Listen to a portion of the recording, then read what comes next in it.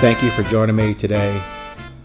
Today's urgent message, today's urgent meeting, your 500 seconds of resilience. While I appreciate and thank you for joining me, and while I have mentioned before that I will never or attempt to not provide you with any specific or detailed answers, occasionally one slips in the enterprise of 820. But like today, I cannot guarantee to change your life, but I can guarantee you this.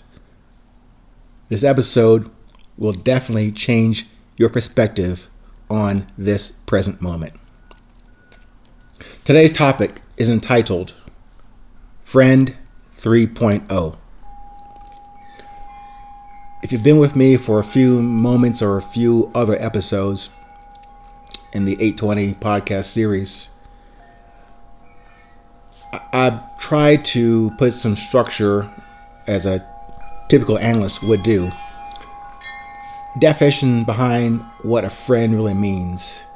And it came about because I sincerely appreciate, and we all have been subjected to this with YouTube and Instagram and Twitter. Always want followers, and TikTok too. You want followers, and then we kind of like correlate those followers or people who have interest in our messages on those platforms as friends. And really, it kind of started more with on the Facebook side and the MySpace side many years ago. I think that's where, me personally, I took umbrage with that. Meaning, how can you call your 1,000 friends around the world as people you never met? Even if you were a great singer or performer and you had events where people would show up physically and probably mentally, but still to call them friends because they expended some money and some energy and interest, I think that is a very myopic and short-sighted way to say you are my friend or I am your friend. So in discussion today, I want to talk about this friend again, this definition I've been working with for myself, and I hope that it makes sense to you. So this is additional clarity on that definition for friends, and particularly on top of that foundation as a purpose and message of these podcasts about self-discovery and resilience. So these are, I guess, 6 other parameters I want to offer to you to consider in how you define friend. Number 1, and I may have mentioned these before, but again, I'm refining that definition or those parameters. Number 1, for a friend to be a friend, I think I should share a common experience with that person. Number 2, we should have common or respective and relatable traumas in our lives. Number 3, over a sustained period of time, like maybe a year, calendar-wise, but also what I call a considerable, sustainable amount of time, like 4 seasons. Meaning not necessarily spring, summer, fall, winter, like we do in our normal lives. I mean 4 seasons, put it in quotation marks, that we have gone through in a sustained period, like, day 1 to day 365. We've gone through some things that would qualify as going through seasons. Say, for example, not necessarily spring, summer, winter, blah, blah, blah, but maybe time where we were, having fun, no issues, kind of topical. Then it got hot and we went through some areas where we had to negotiate and be uncomfortable. to try and cool off, for example. And then fall, still kind of, melancholy time frame, kind of easing into the change of weather between us and our environment together. And then winter, cold, brisk, closed off to ourselves, to each other.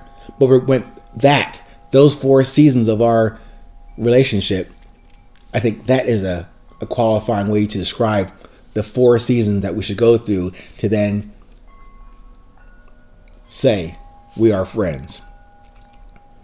And the last 3 things, items 4 through 6, on top of those first 3 pieces of an outline of a structure for a relationship and a friendship. The last 3, I would think, to have defined and protected a developing friendship, you must have mutually independence, loyalty, and integrity. So that's beyond me and you. It's beyond what I have and what you have. It's beyond what I lack and what you perceive that you lack. Those things are immaterial. It's not about the stuff we have shared in those seasons or in our phases of developing the friendship.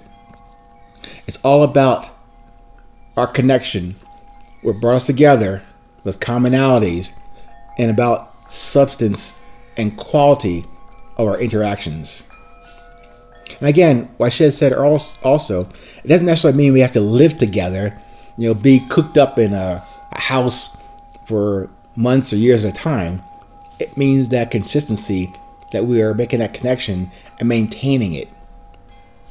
Quality is a measure of those 6 aspects for resilient relationships and friendships. It's not about quantity, just quality, and in all those 6 areas I have addressed here. Especially number 3, over a sustained period of time and across those 4 seasons. Sustained quality and consistency develops the overall quality of a friend. For you, for me, and that friend. When you apply this to your circle of acquaintances and interests and followers, that number of friends will probably shrink. And that's intentional in this episode. Stop counting your followers and likes and your Rolodex entries as friends. Relook that list. Make that call. Call those markers in. Cash out those people you've been calling friends, but without justification or definition. You might do that having a vast list of friends for tradition and history purposes. But notice, once you put this metric or these metrics against that list, many of those won't make the cut. But choose your own metrics. I'm just offering you my perspectives on these.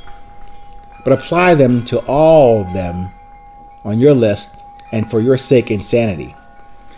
You can't be friends with everyone. You can love all of them. That's the easy part. Not just to learn to like those you love. The friend work, the work of being a friend, is just that, work. So, you and I developing a friendship here, let's make it work. Please, stay current. Remember what time it is. It's always 8:20.